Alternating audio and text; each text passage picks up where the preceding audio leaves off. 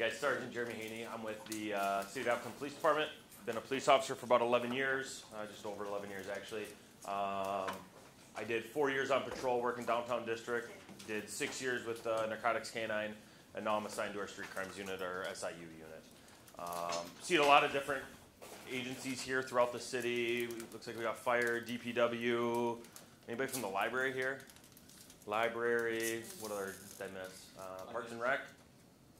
Finance, perfect, finance. I'm going to pick on you relentlessly throughout this entire interview, or this entire presentation, okay? The reason we put this, this is about a 7-hour topic that we're trying to condense into about 20 minutes, so we're really going to try to fly through this, okay? We're going to talk about opioids. Opioids, heroin, all right? That's what we're talking about.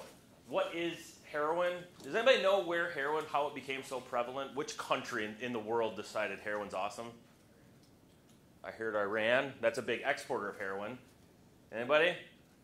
USA. We're number one. We love our heroin. We use it all the time. Does anybody know why we use heroin? What heroin, how it came around? Okay, so back World War II. All the painkillers, everything, morphine, right? Everybody's heard of morphine. Morphine was this crazy addictive substance, right? So soldiers were getting morphine on the battlefield, coming back home, addicted to that morphine now. So all of a sudden now we have a lot of morphine-addicted soldiers. So heroin is plant-based, it's organic, we're good with it. So they actually, doctors would write prescriptions for heroin. So you could actually go to the convenience store, buy a little jar of heroin, get your prescription of heroin. Well, they really, really quickly realized heroin's not that great, but the opioids itself are really good. So let's start thinking of how we can make some money on this. So what did we develop? Anybody know what prescription pill we developed as the United States? Oxycodone. Yes, oxy. So we made oxycodone. Doctors prescribed oxycodone. Oxycodone originally, for the FDA approval, was originally approved for post-surgery pain relief, short-term post-surgery pain relief. FDA approved it for 3 days. That's all the studies on oxycodone were 3 days of taking oxycodone. Well, oxycodone really doesn't do a whole lot to your body after only 3 days. What happened, the company that made oxycodone sat down with 10 members of the FDA, decided to have a nice little cocktail meeting, and got the FDA to cross out the phrase that said short-term in the FDA approval. What does that mean for us now? Doctors can prescribe oxycodone for long-term treatment. Everybody thought it was safe. Really was not safe. So now we have a lot of people addicted to oxycodone. What happens next? When we're all addicted to oxycodone, prescription prices go up, oxycodone goes up, so everybody resorts back to heroin. Heroin's not strong enough, so then we introduce fentanyl, which is about 100 times more potent than heroin. And then we get the beauties of carfentanil, which is a elephant and rhinoceros tranquilizer. So we decided we're going to shoot that stuff up into our bodies. That's the real down and dirty history of how we've gotten to this point right now. Probably not overly politically correct, but this is 100% the problem of the FDA as well as our prescribing physicians. They overprescribe this. They have created this problem for us. We're cleaning it up. Cool thing now, Johnson & Johnson. Everybody's heard of Johnson & Johnson, right? Baby soaps and everything like that. Johnson & Johnson is also associated with the creation of oxycodone. Just lost a massive multi-billion-dollar lawsuit. People are being held accountable. These companies are being held accountable for lying to the American people, to lying to the FDA. A lot of people are getting written up. Remember I said that about 10 FDA members sat down? Remember we talked about that? Anybody can guess who they worked for a year after they sat down with them? Oh yeah, the creators of oxycodone. They work for them now. So people are getting held accountable. This is awesome news for us. All right, this means that pressure is being delivered from the top now, from the creators of opioid production, okay? Because these people are getting addicted, pain reliever, shoulder surgeries, knee surgery. The doctors are handing oxycodone out like candy. Anybody in here been prescribed oxycodone? Yeah, a lot of people. I was too. Okay, not so much anymore. It's harder and harder. Now they're actually using it for post-surgery, what they're supposed to be using it for. So what does heroin do to the body? So the opioid binds to the receptors in the brain that control the feeling of pain. All right, so it makes you feel really, really good, which is kind of cool, except for all the side effects make you die. Stimulates release of dopamine, which is really, really cool. Unfortunately, you will die at the end of this. After prolonged use, you will die. It's pretty easy. What it does, it makes your brain think everything's really good, everything's pain relief, everything's all those good emotions you feel, it releases that. The body then goes, well, I'm getting it chemically, So now I don't need to produce the same stuff. So I use heroin. I'm happy, happy, happy. I'm off heroin. The body's not rebounding, so I'm not hitting that middle line anymore. The body's not rebounding anymore. So now I'm sad. So what do I need? I need heroin. It's that vicious cycle over and over and over and over again. Also, what it does is it takes, and this is what kills people, it stops the blood from being able to take the oxygen from the lungs to the rest of the body. So if somebody's on a heroin overdose, CPR is worthless, because what are you doing? You're just pumping unoxygenated blood through the body. So it makes it so dangerous. These are current trends. It's really, really hard to see. It goes to 2018. 2019, it's still going up in about the same way. This is opioids right here. Not quite sure on the drops, why they dropped a little bit in that area, but we're still climbing. Anybody know where Wisconsin lands in the United States for opioid abuse and overdoses? Think we're middle, top, or bottom? Top. We're like number 3 in the United States for opioid abuse. Not sure why. It's a Midwest thing. Ohio is really, really bad too. Kentucky, I think, is number 1. And Wisconsin's, I think we're number 3 still. So, yeah, I'm Wisconsin. It's getting better. There are some cool things happening that it's getting better. This statistic right here is kind of crazy. Every day, 460 Americans use heroin for the first time. Okay, let's put that in perspective. 460 people are using heroin the very first time today. That's awful. That's crazy. That's terrifying. That number is actually higher. This is an old statistic. It's closer to 500 people a day are using heroin for the first time.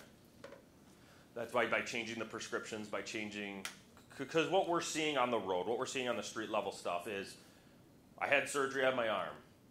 Doctor prescribed me oxycodone, relieved the pain of the arm. Doctor stopped prescribing oxycodone, or it got too expensive to buy oxycodone for my arm. No other pain relievers are working, or it was too expensive. Thus, I found somebody that gave me just a little bit of heroin, and then the minute you hit that heroin, it wrecks the body. Your body instantly needs it. It's not a want anymore, it's a need. So out of those 500, we'll say, Americans that use it for the first time, the percentage is about 95% of them will continue to use it until there's something happens. They die or get inpatient treatment. According to CDC, leading cause of accidental death is no longer car accidents. Isn't that crazy? It used to be car crashes were accidental deaths, just a mistake, it happens. It's now drug overdoses. Not good, not good, not good. So just some more miscellaneous trends. This line here is heroin. Methadone is the black one here, and then other opioids, fentanyl, all that kind of stuff. Those are kind of staying still throughout the years, but heroin, and if it continued, this is just the 2014, probably about right here now. It's skyrocketing, but we just had that lawsuit. That lawsuit came out probably, I want to say 3 weeks ago, that they're paying billions of dollars, and that's all getting funneled into treatments. We talked about this, what happens with the morphine, Vicodin, codeine, methadone, Oxycontin, fentanyl. That's just kind of the flow of how we got to this point. We talked about the story, how it gets there. What are we looking for? What do you see? So we've kind of we've briefed on what is heroin, how is it bad, but now how do we see it? My fire guys, I would assume you've been on overdoses. If you've been on the department for more than 3 weeks, you've been probably on an overdose. But now let's think transit center, DPW, library staff, finance. I really hope you guys aren't shooting heroin in there, but I've seen the budget, so maybe. I don't know. So let's talk about what are we looking for? What are kind of our signs? I'm kidding, finance. Do not take all my money, okay? Pinpoint pupils. Pinpoint pupils is a true sign. It's a big sign for us. I know fire guys, you guys are looking for that too. It's kind of bright in here. I can see a lot of your guys' pupils. You guys can probably see my pupils. They're like needle heads is when they're high. It's really kind of creepy to see. And it's one of those, once you see it, you go, oh, okay, I know what pinpoint pupils look like. It's insane, and they don't react. Okay, so you shine a light in their eyes, your eyes are supposed to change and stuff. They don't react. They stay really, really tiny. Bluish fingernails, lips, that's the lack of oxygen, so it's kind of the similar symptoms of if somebody's choking. You're going to see the blue lips, blue fingernails. Weak pulse, because they're dying.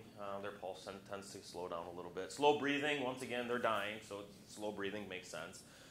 Drowsiness. This is the really good one though. We've all been sleepy. We've all been tired. We've all worked those crazy long shifts, and we're just kind of sleepy. This is like a whole nother level. We didn't have time for this presentation to drop in a video. It's just Google search on the nod heroin overdose, and you'll see it on YouTube. And it's literally people who just shoot up, and they're standing there and they're talking. I'm talking to my fire guys here. We're having a good time. We're talking about how police continues to beat fire at hockey. It's a great thing. And all of a sudden, I'm mid-sentence and I go like this, and you're just out and you're standing up, and all of a sudden, I'm starting to lose my balance. And my buddy calls it my lizard brain. So I'm going to fall. My lizard brain pops on and says, hey, stupid, you're going to fall over and get hurt. You need to wake up for a second. So I'm falling. All of a sudden I'm up. I'm like, hey, all right, we're good. Yeah, APD. Now I'm sleeping again. It's insane to see. I bet you have seen this before and didn't recognize what it was. Anybody that's been out and about in Appleton. This isn't an isolated problem. We have this in Appleton. Recently, over the weekend, we had an overdose that a young lady is going to die. She's brain dead right now. She was born in 1995 and is going to die because of heroin. The MEG unit, the regional drug unit, took down 60 pounds of methamphetamine, not quite what we're talking about, and a kilo, 1,000 grams of heroin off the street. Destined for Appleton. We have drugs in our city. Okay, you're going to start seeing more and more. Track marks, another really telltale sign. Track marks, that's not a track mark. I just had my beautiful health assessment. A lady stabbed me like 5 times in the arm. Next time I have my fire Thames guys do it, because that was ridiculous. But track marks, okay, so you can see right there, it actually works perfectly. That's a needle prick mark. I got a little bit of bruising there. What you're going to see with a junkie, or sorry, not a junkie, a addict, is this times about 10 right away. Okay, so it's going to be really, really bruised and a lot of little pricks in there because they're going to keep shooting that same vein. What happens after I shoot this poison into my body is it destroys that vein that I'm shooting into. Okay, so it becomes blackened. So that's when you start seeing that black line growing up and down the arm. It's just killing it as it goes. Eventually, it gets so bad they can't get it in that vein anymore. So then they change it. They go to the wrist. Seen a lot in the wrist. The feet is a really good spot. Now we'll get into the crazy ones. The neck. Saw a guy that shot up in the neck. That takes some motivation to really put it in the neck. And then we're going to have to edit the video. And we're all adults. But the penis. Men will shoot up in their penis. I kid you not. It looks disgusting, and it probably hurts. I haven't tried it. Not planning to. Horrible stuff. But these guys are going to shoot it anywhere. That's what we're saying. It's not just the arm. Usually that's where they start. After that, it's everywhere. Anywhere they can get it into the body. So, you go, you're working, all of a sudden you see, somebody passed out. We're all good city employees. We're all good people. Everybody in this room, we're good people. Okay, City of Appleton's full of good people. So we want to help. So I see somebody passed out, and I walk up to them, and I see a giant track mark. They're passed out. Do I really want to start giving mouth-to-mouth to that person? Legally, you don't have to anymore. No, you need to be calling us plus. All of a sudden, you see a syringe in their arm. Okay, what did I just tell you? Chest compression is probably not going to do a whole lot, maybe a little bit. Try it. That's when you need to call fire, police. We've just come up with new policies on how we're treating these overdoses. Gold Cross, I'm not sure what's going on with Gold Cross, but I don't think they're giving Narcan anymore.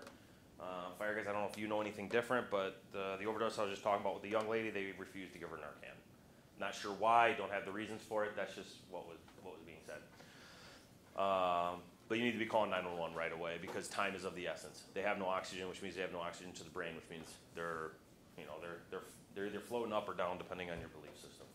So these are track marks, okay? These are the inner arm track marks. These are the multiple prick marks. We're all adults. We know what we're kind of looking at here. This is our kit, all right? So what are we looking for? This is most likely what you guys are going to be seeing. You're probably not going to see heroin. The statistics show people who use heroin use within about 3 minutes of purchase, within about 3 blocks of purchase, okay? So heroin, unlike other drugs, they can't stockpile. You get it, you need it, you use it. So Me and my buddy down there from finance, we're going to shoot up heroin together. We've been buddies for a long time. We like getting high together. We're good, close, personal friends, right? Yep. He's the money guy, right? I know the drug guy. So we work this together. So what do we need? All right, we need a kit because you can't just like take heroin and eat it. It's, that's not how it works because heroin's expensive. Heroin costs about $20 for a tenth of a gram. Tenth of a gram is about a dosage usage, but me and my buddy back there, we're hard at it. We're using about half-gram hits every time. So we're dropping close to $100 a hit. We need this every 2 days. So we need our kit. So we got our tourniquet here. That's so we can expose those veins because we still have a little bit of veins, but it's getting rough out there. He's starting to shoot it in the neck. We're exploring. We got our syringe here because we obviously need somewhere to put it. Then we have our cotton balls, and this right here is called a burn cap. Okay, this is a nice little handle here he made out of a paper clip. It's a burn cap. Why do we need this? I put my heroin in this container. We got to heat it up to get it into the syringe. Heroin's kind of powdery, rocky. So we might put a little distilled water. We're starting to get hard times though, man. We don't have enough money for distilled water anymore. We're just going to spit in that cup and cook it up that way. But don't worry, we got our mini cotton balls. Okay, I don't know what those mini cotton balls are actually for. Does anybody have a legitimate reason to own mini cotton balls? And I'm talking, they're tiny, tiny cotton balls. Dang it, I was hoping this was going to be the class that was going to tell me where and why we have mini cotton balls. So we're going to filter it, okay? So we're cooking up. We're going to filter it up. This is what our heroin came in. Awesome. We're going to shoot up. We're all good, okay? This is our kit. This is what you guys are going to see. Cool thing is at the needle exchange, you can get every single thing on the left slide here for free. They give you in a giant bag of hundreds of needles, burn caps. They even give the paper clips now and the mini cotton balls for free. You can just go there and get it. The only thing you can't get is the heroin itself. They actually give Narcan there too for free. We have to pay $300 a usage for our Narcan. So that's what you guys are going to be seeing. If you see uncapped needles, you could call the police department. We'll come collect them for you. I'll be honest with you right now, we're not going to do an investigation on an uncapped needle. If we did, I'd need 40 people in my unit alone, my drug unit. Okay, unless there's something else saying that we have some reason, we'll just collect it and throw it in a needle disposal bin. If it's capped, you feel comfortable doing it, throw it in a disposal bin. If you're starting to see though, you guys are out mowing, plowing, doing whatever you guys do in your daily jobs, hitting the abacus up a little bit, and you start seeing a lot of needles everywhere, like in the same spot, that's when you need to start calling us, let us know, because then we know that there's a problem with that area. A lot of these guys, like I said, how far away are we using? 3 blocks, about. So we're going to shoot up and chuck our stuff out because we don't have to worry about buying this stuff over here anymore because we got it all for free. So we're just going to junk it. This is an actual kit that we have found. That's kind of what we're looking for. Instead of that cap with the paper clip, nice little spoon works good. They'll use that quite a bit. This is heroin. Heroin is so hard to describe to people because it comes from white to black and then essentially every color in between. We're seeing it all different everything. The nice thing is, though, they package it all about the same in these tinfoil containers. They call them bindles. We use tinfoil because, well, now times are really getting hard, man. We're really struggling on our high. So we need every drop, every crumb of heroin that we can possibly get. Sticks to plastic, so we don't want to use plastic. We want to use aluminum foil so that we have that aluminum foil there. We can dump it all out. We get every little crumb we can get. That's why they use tinfoil. We'll see it in other containers, but for the most part, that's what you're going to see. So this is pretty common. This is also, this guy put it in plastic. Must be a newer dealer, or dumb, or both. That's how we caught him with his drugs. So that was nice of him. How does the overdose kill you? Okay, so it starts with the brain. It alters your brain, thus your brain isn't working great anymore. But the lungs are the big one. The lungs kill the oxygen. Without oxygen, I think everybody in this room knows you die. That's bad. Heart, prolonged usage for the heart and the kidneys, about the same. It's just deteriorating. You're pumping poison into your body. Long-term opioids will actually develop holes and rips and stuff in the heart. It'll destroy your kidneys so you can't filter. Thing is, we don't usually get this far down because we don't have old heroin addicts. They usually die off with the lung and the brain part first. Lungs are really what kill. It's the oxygen. Everybody heard of Narcan before? Yeah, we know what Narcan is. Narcan is this crazy cool drug. So we're shooting heroin. Now times are really tough. Okay, we're shooting heroin. We're using a lot of heroin now. We're starting to overdose. Well, we got our Narcan though with us, so you use and I'm going to watch you use.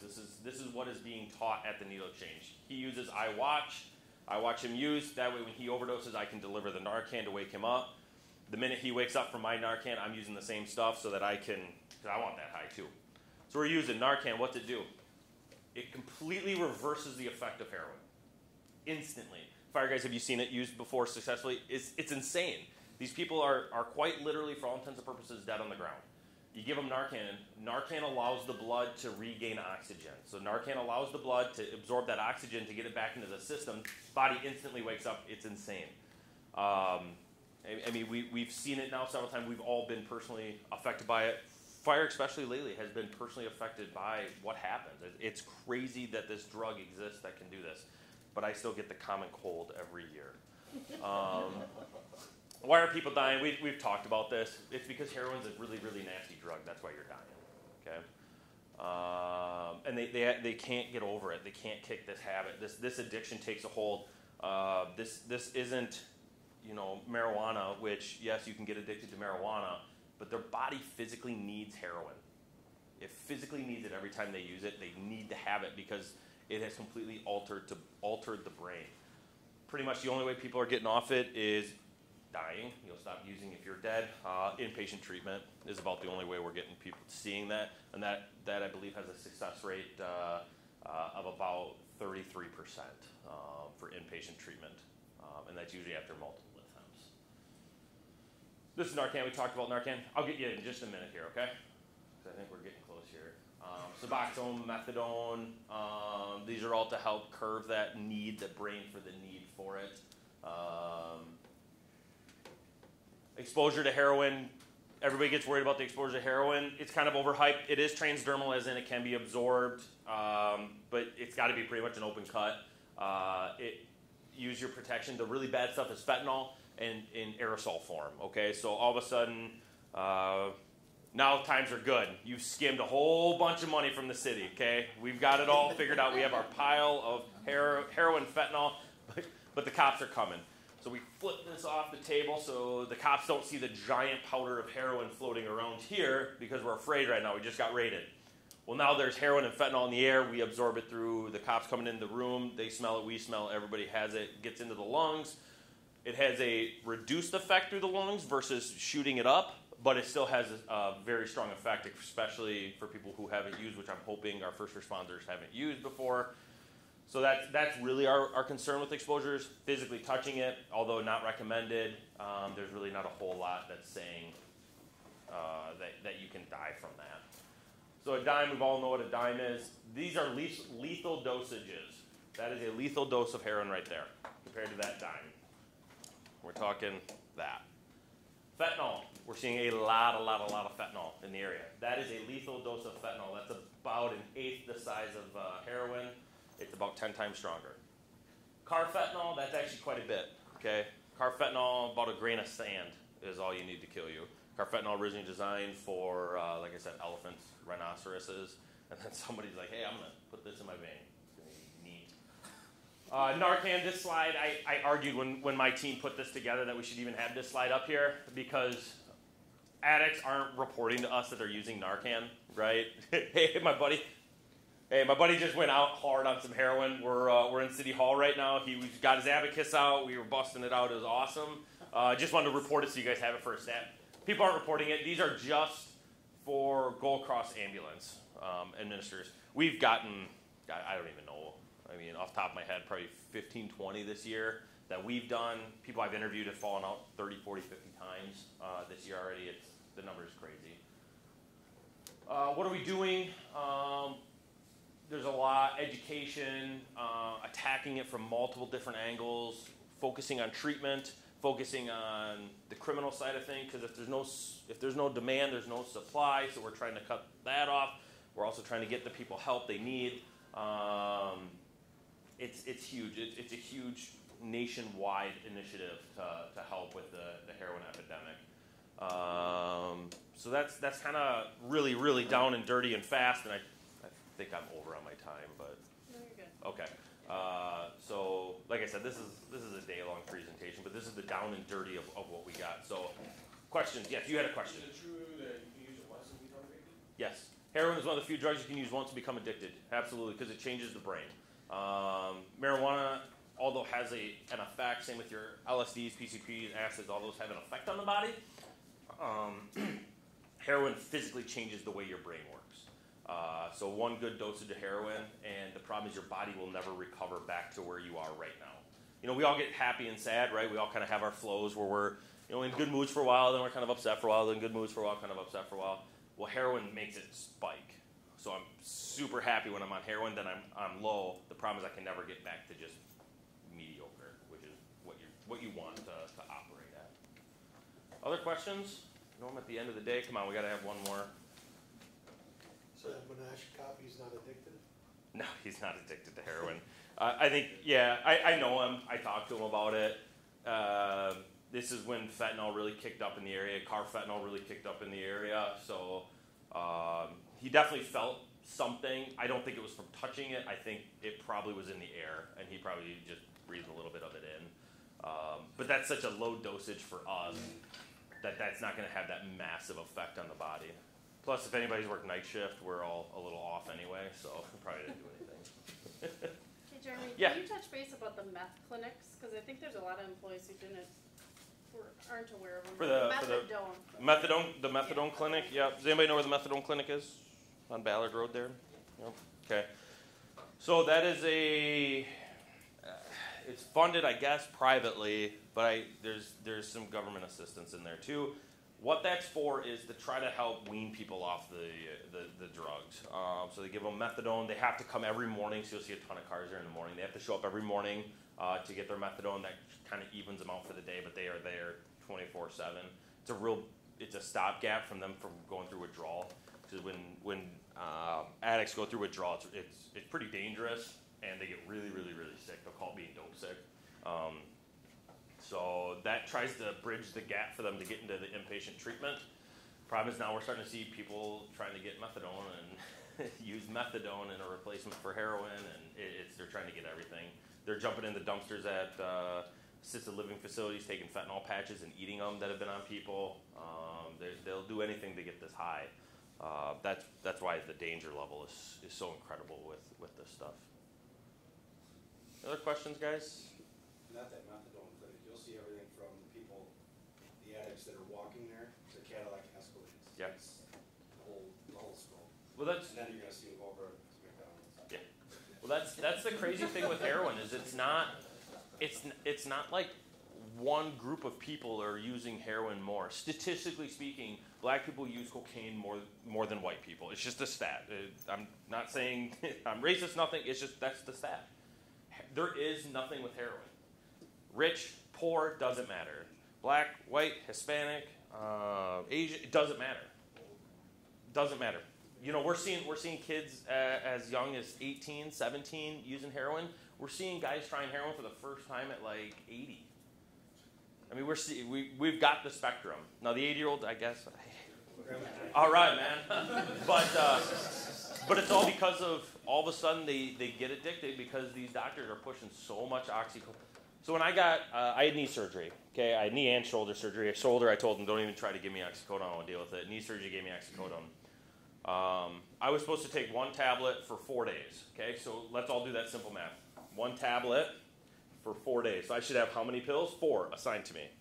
They gave me 60 pills of oxycodone. Here, take the, what do I need this many? 4 days? That's how we got here. That's how we're in this point now. The cool thing is the medical field is being sued regularly, massive lawsuits, like billions of dollars. They're stopping doing it. It's a post-surgical thing now. They shouldn't be prescribing it that much, and then they have to keep checks on it. They have to really be focused on it. The governing board for doctors is now checking in on it. We started working with them about prescriptions and who's stealing stuff, different things like that. So yeah, it's everybody. Any other questions, guys? Do you want to mention the drug drop box? Yeah, so Appleton's really awesome. We have a drug drop box. A lot of communities have them like, first Tuesday of every month. Ours is 24/7, 365 days, it's always. So prescription medications, if you have prescription medications, you need to get rid of them. Don't throw them in the garbage because people are diving into, assisted living facilities to eat their fentanyl patches. So you bring them down to the police department. What you can do, bring them down in the pill container themselves, everything in that pill container, and throw them right in the drop box there. If you don't have the pill container, put them in a plastic bag, toss them right in there. The only thing they ask is no syringes in there and no liquids.